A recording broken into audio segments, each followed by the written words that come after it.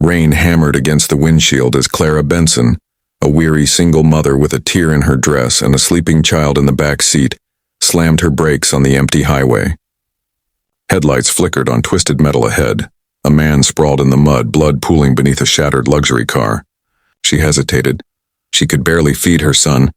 Yet here she was, kneeling in the rain for a stranger whose watch alone could pay her rent for a year. She pressed her trembling hands against his chest, whispering, "Please don't die." He opened his eyes for a second, sharp, commanding, full of something unspoken, and gasped, "Don't call anyone." Her heart pounded. Who was this man who feared help more than death? Why did he look at her like he'd seen her before? And what would happen when she found out the dying man she saved was a billionaire, and not by accident? Clara's pulse raced as thunder cracked above. Her old sedan sat idling behind her, headlights casting a pale cone of light over the wreck. The man's face was pale, streaked with blood, his designer suit soaked through. She could smell gasoline in the air, thick, sharp, dangerous. "Sir, you're losing blood," she said, fumbling through her bag for something, anything to stop it. All she found was her son's old towel. She pressed it against his side, praying it would help. "Please, hold on." He groaned, trying to push her hand away. "No, please. Are you insane?" She snapped, tears mixing with the rain. "You're dying." "I don't care who you are." But as she pulled out her cracked phone to call 911, his hand shot up, gripping her wrist weakly. His ring, a heavy gold signet, glimmered even through the rain. For a second she froze. That ring looked familiar. "I can't be found," he rasped. She ignored him, punching the emergency number. "You can yell at me later, okay? Just stay with me."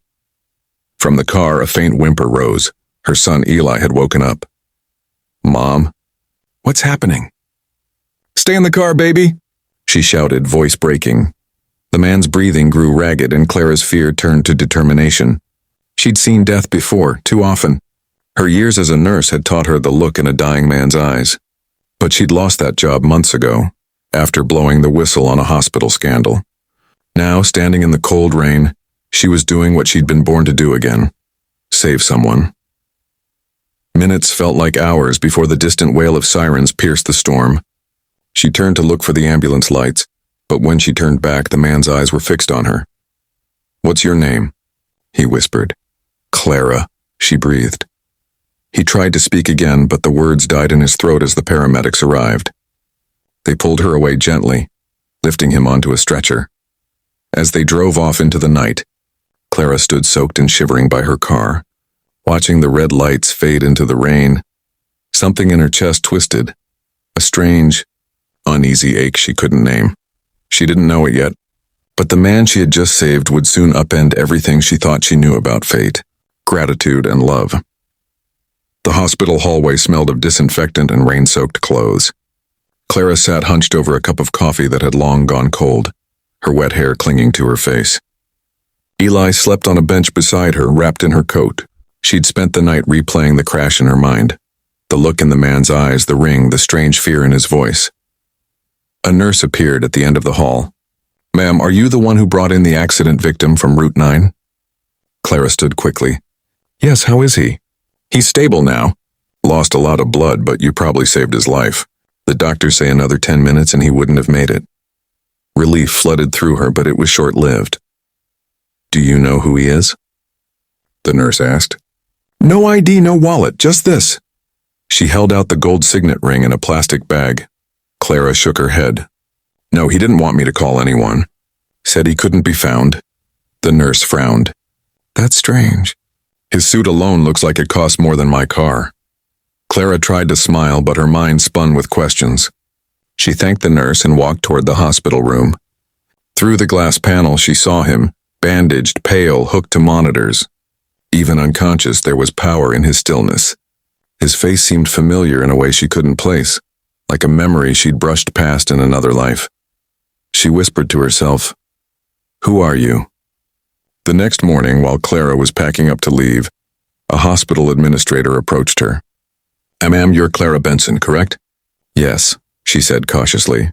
"The patient you rescued, Mr. Nathaniel Cole, has requested to see you when he wakes." Clara froze. "Nathaniel Cole? The Nathaniel Cole?" The administrator nodded. "Yes, ma'am. CEO of coal industries. He's, well, one of the wealthiest men in the country. Clara's mouth went dry. The name hit her like a shockwave. She remembered it. How could she forget? Coal Industries owned the medical supply company that had taken over her old hospital, the same one that cut corners and fired her after she exposed malpractice. Suddenly, her heartbeat thundered in her ears. I saved him? The man whose policies had destroyed her career? She turned toward the window, staring at the rain outside. When Nathan finally stirred hours later, the first thing he saw was Clara standing silently by the door. Their eyes met, and for a moment the world stilled. You, he said weakly.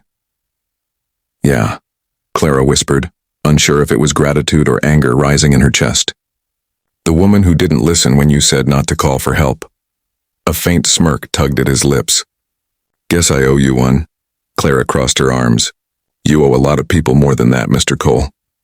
His gaze sharpened, studying her as if trying to solve a puzzle. You know who I am.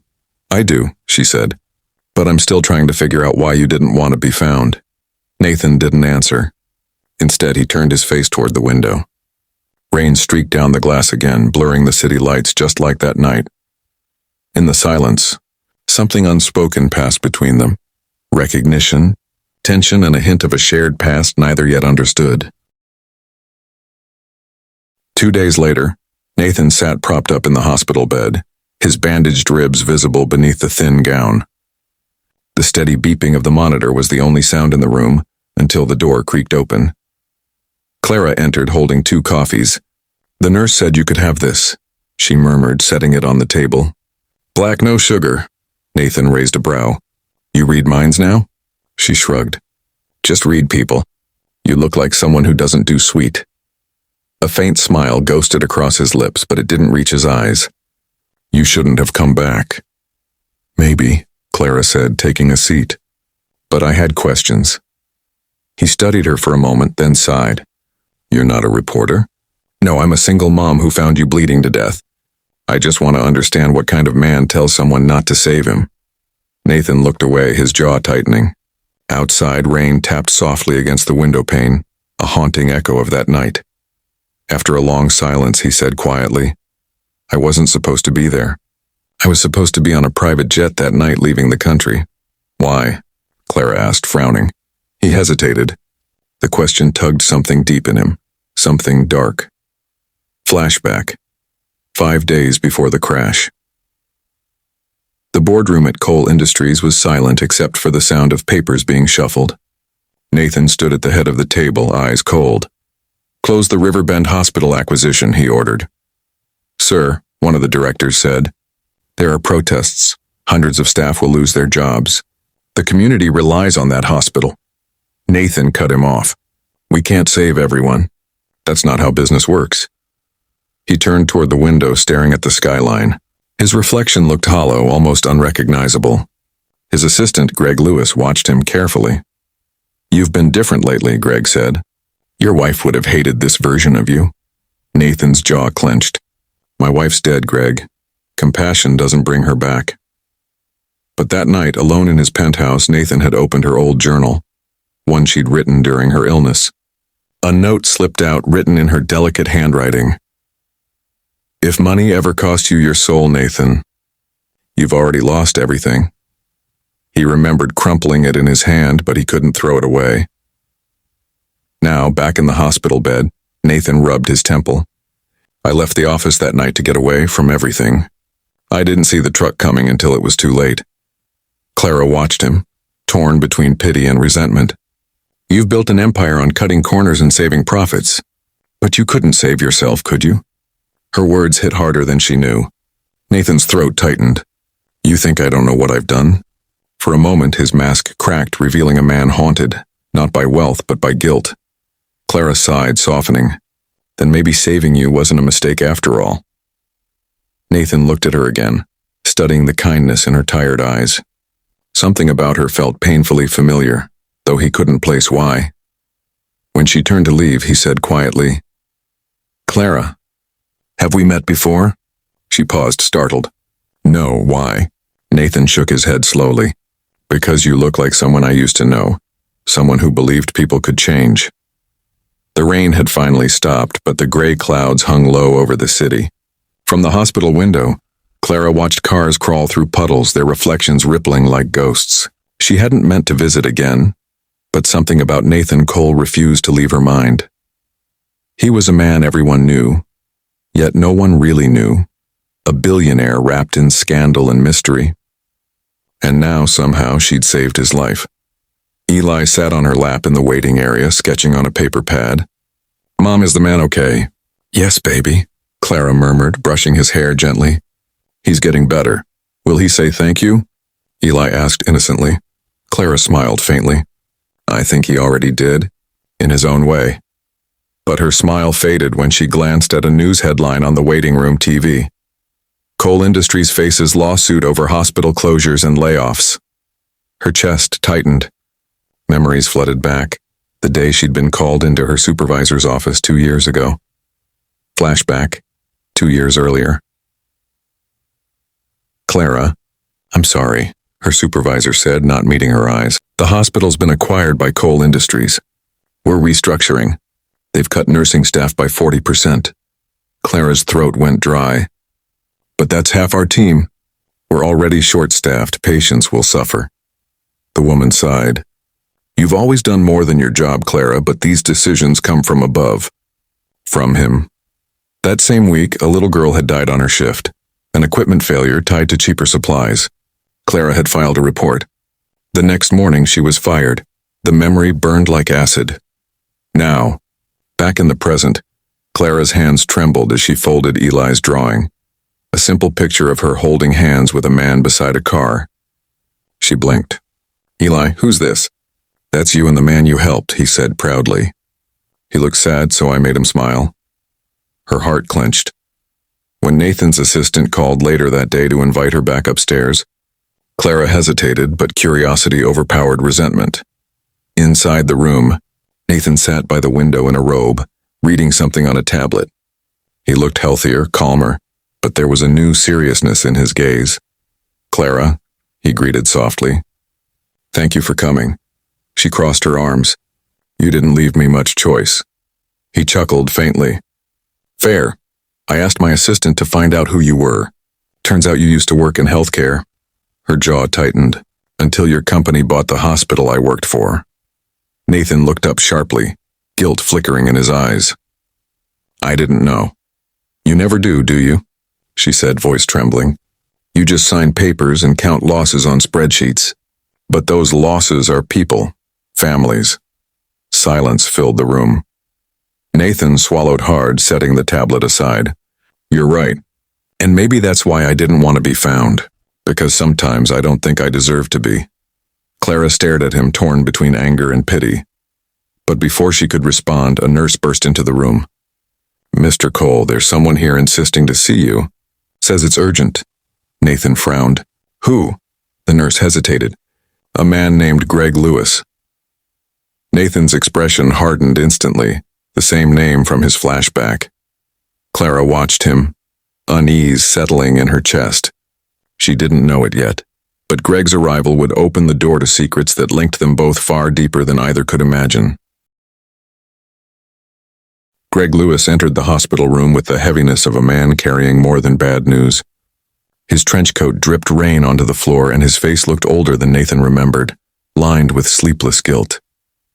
Nathan's grip tightened on the bed rail. "You shouldn't be here," he said flatly. Greg ignored him. "You didn't answer my calls." "I had no choice." His eyes flicked to Clara, who stood near the door. "And you must be the woman who saved him." Clara nodded stiffly, unsure whether to stay or leave. Nathan rubbed his temples. "Greg, not now." "Now is exactly when," Greg snapped. "Do you have any idea what's happening out there? The investigation, your accident, it's all over the news. The board thinks you tried to run." "Run?" Clara repeated, confused. "From what?" Greg hesitated, glancing at Nathan. The silence between them stretched. Finally, Nathan sighed.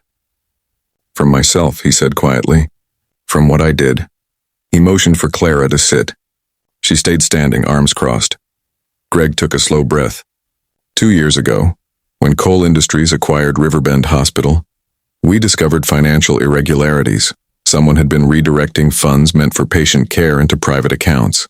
Nathan authorized cuts to cover the shortfall, but Greg's voice broke. The money trail led to someone close to him.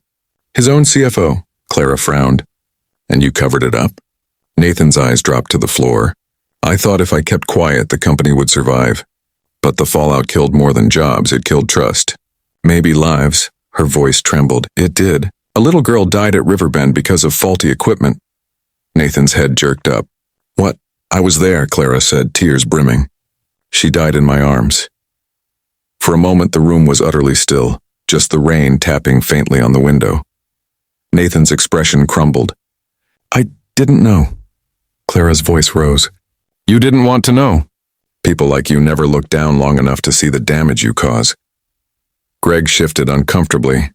There's more. Nathan turned to him, weary. What now? Greg pulled a folded envelope from his coat pocket. This was found in the wreckage of your car. It's from your wife's old journals. She asked you to deliver it years ago, but you never did. Nathan took it hesitantly, fingers trembling as he unfolded the letter. His wife's handwriting spilled across the page like a ghost's whisper. If you ever find the woman named Martha Benson, tell her I never forgot her kindness. She held my hand when the pain was unbearable. I left something for her, something that might help her family one day. Nathan froze. His voice cracked. Martha Benson? Clara's heart stopped. That's my mother. Silence fell again, heavier this time, charged with realization and disbelief. Greg looked between them. You see? None of this is coincidence. That night on the road, you didn't just save a stranger, Clara. You saved the man your mother once saved. Clara stared at Nathan, tears and shock flooding her eyes. The air between them seemed to shimmer with something larger than fate. Nathan whispered, almost to himself. I thought I was running from my sins. But maybe I was being led to redemption. The rain had stopped by dawn, leaving the city washed and silent. The light through the hospital window was soft and pale, like the morning didn't yet trust itself to be bright. Clara stood near the glass, watching the sunrise blur against the skyline. She hadn't slept all night. Behind her, Nathan sat at the edge of the bed, letter in hand. His eyes were red, not from pain, but from something deeper that no doctor could mend. You look like her, he said quietly. Your mother, Martha Benson. Clara turned slowly. You knew her? Nathan nodded. She worked as a cleaner in one of my wife's clinics years ago. When Emily was dying, I'd lost faith in everyone except her. Your mother didn't know who we were, but she treated Emily like family. She stayed after shifts to talk to her, to read her stories when I couldn't face the room. He swallowed hard. When Emily died, I was too broken to deliver that letter. I buried it with my grief, but it found its way back. Tears stung Clara's eyes. My mom never told me.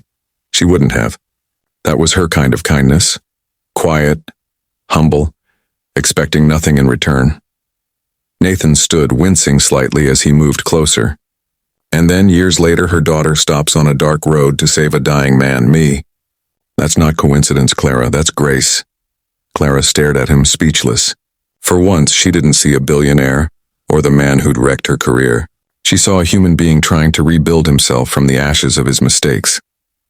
Nathan reached into his bedside drawer and pulled out a sealed folder. I made some calls last night. Cole Industries is establishing the Martha Benson Foundation, a non-profit medical trust. It will fund equipment for underfunded hospitals, provide scholarships for single mothers in nursing, and reopen Riverbend Hospital. You'll oversee it. Clara blinked in disbelief. I what? I can't. You can, he said gently. You already have the heart for it. I'll handle the finances. You handle the people. Her lips trembled. Why are you doing this? Nathan smiled faintly. Because I finally understand what Emily meant. Money doesn't save lives. People do. The room fell quiet except for the hum of machines. Clara glanced at the sleeping form of her son on the couch. For the first time in years, she felt something rise inside her that wasn't fear, hope. Months later, news headlines flashed across the country. Billionaire Nathan Cole launches medical foundation in honor of single mother who saved his life. At the press conference, cameras clicked as Nathan stood beside Clara. The world saw two lives that had collided through pain and mercy, and turned into something greater. Nathan looked at her before speaking to the crowd. She found me dying on a dark road, he said, voice steady. But the truth is she saved me long before that night, because her mother once showed mine what compassion meant. Today I repay that debt, not with money but with change. Clara's eyes glistened as she whispered, "You kept your promise." He turned to her, a faint smile in his eyes. "No, Clara, you helped me find it again." As applause rose and flashbulbs burst like stars, Clara reached for her son's hand, feeling his tiny fingers squeeze back. For the first time in years, the weight of the past lifted. The road that began with tragedy had led them both home, proof that one act of kindness can echo through generations, mending what the world had broken. And as Nathan looked out at the crowd, the sunlight caught the raindrops on the window, scattering them like blessings, reminding him that sometimes redemption doesn't come when you seek it, but when someone else believes you still deserve it.